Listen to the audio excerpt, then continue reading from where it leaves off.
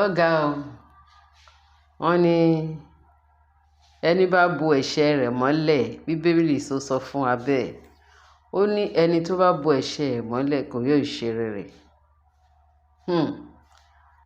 Ashley ó dífá fún Ashley. Wọ́n ní prison tó wà, a gbọ́ pé wọ́n ti rọ́ọ̀ṣẹ́ lọ sí hospital. Wọ́n ló ń pọ̀ ẹ̀jẹ̀ pé báwọn láfògidì tó kù wọ́n ní báyìí páwọn láfògidì elders àwọn tó kù pé wọ́n mọ̀ àti family wọn, royal family wọn, àbí kí náà ń pè wọ́n láfògidì family. Wọ́n ní ṣe ni wọ́n ń ké ike pé ẹni tiwọn tó lọ pé orí Naomi níbi pé back to sender òun ló ń yọ wọ́n lẹ́nu báyìí. Àṣé back to sender téèyàn tá à ń gbàdúrà, àṣé back to sender iṣẹ́ ńlá ló ń ṣe. Ẹ má rò pé bóyá just ordinary bẹ́ẹ̀ tó bá sọ back to sender tinútinú kó tó sọ pé back to sender jẹ́ kó wọ wá mọ́ o. Ẹni tọ́wọ́ ò bá mọ́ tó bá sọ pé back to sender ewu ọgán tó ń sọ gan tó wáyé pé ọjọ́ tààyàn ó máa bá fáyà sí òǹtọ̀hún. So it's better kó tó sọ pé back to sender kó ti search ẹ̀dọ̀ àti ẹ̀dọ̀fín inú ẹ̀ kó ti mọ̀ pé ìwọ gan ò ṣe anybody. Torí back to sender yẹn ó ń back sí gbogbo àwọn tó bá ṣe èèyàn àti ìwọ tó ṣe àti ìwọ tó ń sọ fún èèyàn pé kó back to àtàwọn tó ṣe ẹ̀. Back to sender ó ń ṣiṣẹ́ bí àrá. Back to sender tí Naomi tó back to sender fún àwọn ọ̀tá ẹ̀. Wọ́n ní láfògidì méjì ti kú nù wọn. Ṣẹ̀ṣẹ̀ ń gbọ́. Àwọn kan ti gbọ́, àwọn kan dẹ̀ ṣẹ̀ṣẹ̀ ń gbọ́. Wọ́n ń mọ̀nà ara wọn báyìí. Wọ́n ní Ashley tó lóun tún fẹ́ kú. Wọ́n náà ti rọ́ọ̀ṣẹ́ lọ sí hospital. Ó dàbí pé torí ẹ̀ ni wọ́n ní kó kàn bẹ kábíyèsí pé òun fẹ́ kú, kóun má lọ kú sí prison. Ó dàbí pé wọ́n ti ṣàánú ẹ̀. Ó dàbí bá ṣe gbọ́. Torí wọ́n sọ pé wọ́n ti rọ́ọ̀ṣẹ́ lọ sí hospital. Sí hospital ló wà. Wọ́n ní ó ń kérora ń sè pé ó ní gbogbo ara ń ta òun, gbogbo ara ń gé òun jẹ pé ó ń pọ̀ ẹ̀jẹ̀. Kí ni ìtumọ̀ ní pé kán bá òun lọ pé Naomi pé kí Naomi wá bá òun lọ sí pé kóun confess. Ó lóun lọ́rọ̀ rẹpẹtẹ òun wà loaded láti sọ nǹkan tí òun ṣe fún Naomi pé òun fẹ́ confess. Wọ́n wá lọ bá Naomi ní Àkúrẹ́ mansion. Gẹ́gẹ́ bá ṣe gbọ́, wọ́n bá ní wọ́n ń bẹ Naomi o pé kó jọ pé àwọn yọ̀ǹda crown. Ó láṣìírí lóun yọ̀ǹda adé tó fẹ́ dé Naomi. Òun yọ̀ǹda pé Tádé ní ká wò ní kó lọ ṣe crown prince kó òun ti yọ̀ǹda. Àti pé ìyá kíní kan staff. Wọ́n ní kíní kan staff mo tiẹ̀ ti gbàgbé nǹkan bó ṣe máa ń pè. Wọ́n ní ó ní òun ti yọ̀ǹda pé kí Naomi máa kó gbogbo ẹ̀ lọ. Àwọn làwọn pé kí Naomi máa kó gbogbo ẹ̀ lọ. Wọ́n làwọn láfògidì wá sọ pé Ashley sọ pé òun yọ̀ǹda pé kí Ashley jọ̀wọ́ kó wá sí kó máa bọ̀ lọ hospital kí Ashley lè confess gbogbo nǹkan tóun ṣe kára ó lè tu òun torí ara ni òun báyìí. Wọ́n ní kóun sọ. Wọ́n ní Naomi kan wò wọ́n nù. Wọ́n ní nǹkan tó sọ ní bẹ́tà àìsí gbọ́ bóyá Naomi fèsì.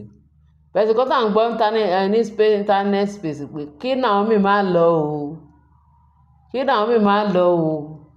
Kó má lọ o.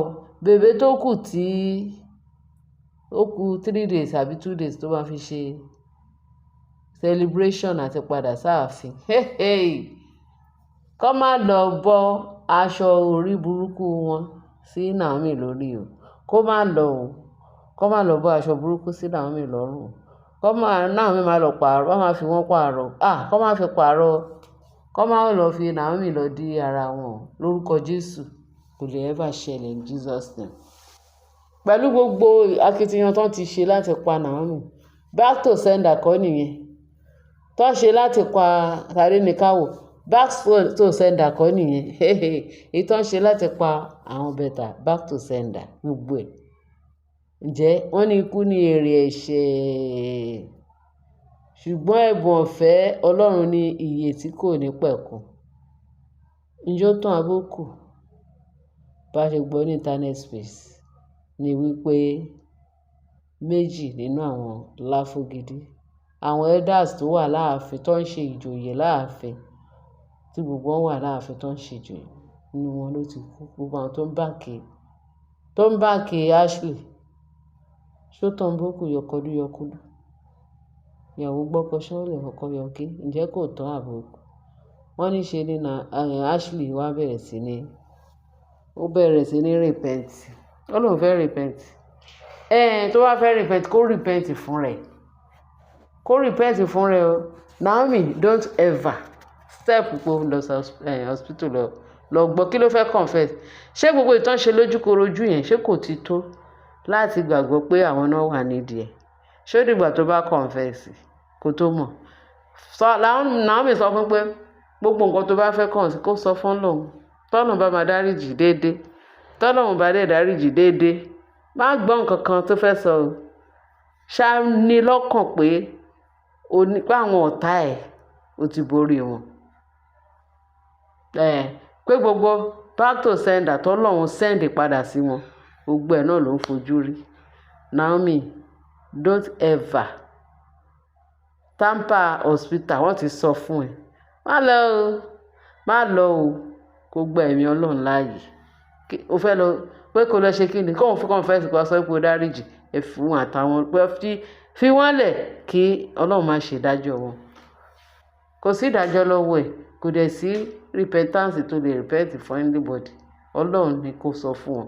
Sọ fún wọn pé káwọn Láfógìdí kan fi ẹ́ lọ́rùn sílẹ̀. Ìtò lẹ́rún rescue wọn. Tó bá rescue wọn lénìí, wọ́n á tún gbógun ńlá tiẹ̀. Tó bá tún rescue wọn, ìtò ti rescue Mariam ńkọ́. Kì í ṣe ó tún lọ reinforce láti ṣe jàǹbá fún ẹ.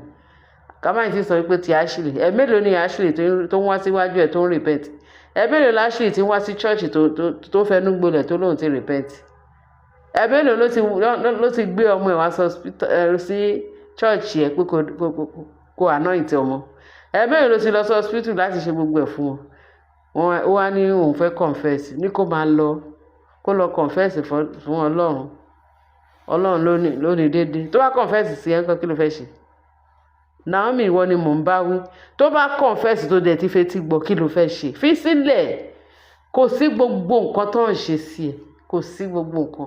Ìwọ ó ti fi ṣoṣo fi para. Gbàgbé gbogbo nǹkan tó fẹ́ confess. Sọ fún pé kó lọ sọ fún Ọlọ́run. Má tẹ̀lé àwọn Láfógìdí jáde ńbẹ̀ yẹn. Tó bá tẹ̀lé wọn, Naomi, don't ever. Lórúkọ Jésù, Ọlọ́run ò ní gbà. Kò ní gbà fún ẹ láti kúrò nínú ilé ẹ̀ pé ó fẹ́ lọ sí hospital lọ gbọ́ nǹkan tá Ashley fẹ́ sọ. Fi wọ́n sílẹ̀. Ògúnjayé ṣẹ̀ṣẹ̀ bẹ̀rẹ̀ wàá ríran wò. Wàá rí nǹkan tó fẹ́, wàá rí ẹlẹ́yà wọn. Mo sọ fún ẹ pé the way tí ọwọ́ nìkan ló máa léra wọn. Níṣẹ́ ìwọ ló fẹ́ lé wọn. Iṣẹ́ ọwọ́ wọn máa tọ̀ wọ́n lẹ́yìn. Iṣẹ́ ọwọ́ olúkálùkù máa tọ̀ lẹ́yìn. Kò yé dábàá pé ó fẹ́ lọ sí hospital. Àwọn Láfógìdí báwo? Kò tiẹ̀ yẹ kán ṣí gate fún wọn. Wàá ní kó ti dáríjì wọn o. Kí Ashley kó lọ tọrọ dáríjì fún Ọlọ́run. Ọlọ́run ló ní kó sọ gbogbo ẹ̀ fún Ọlọ́run. Má fẹ́ tí ẹ gbọ́gbọ̀kúgbọ̀ torí o ti mọ̀ pé àwọn ọ̀tá ẹ̀ láyé àti lọ́run. O ti dáríjì wọn. O ti fi wọ́n lẹ̀ fún Ọlọ́run. Kó Ọlọ́run kó dì pẹ̀lú wọn. Ẹ̀yin èèyàn mi, mo wíire àbí mi yìí wíire. Ẹ jọ̀ọ́ nítorí Ọlọ́run. Ẹ bá mi fi gbogbo eléyìí kẹ́ mọ̀ nǹkan tí máa sọ fún mi sọ sínú comment section. Ẹ ṣé bẹ́ẹ̀ ṣe ń tẹ́tí sí wa. Àánú Ọlọ́run, ààbò Ọlọ́run, oore ọ̀fẹ́ àjẹǹjẹ tán. A máa wà pẹ̀lú wa. A máa wà pẹ̀lú gbogbo yín. Kọ́kọ́ oníṣẹ̀mí wa lágbára ẹ̀jẹ̀ Jésù. A kú palẹ̀ ọmọ ọdún. Ẹ bá share, kẹ́ bá like, kẹ́ bá subscribe. Ẹ ṣé gan bẹ́ẹ̀ ṣe ń tẹ́tí sí wa. Láyọ̀ o.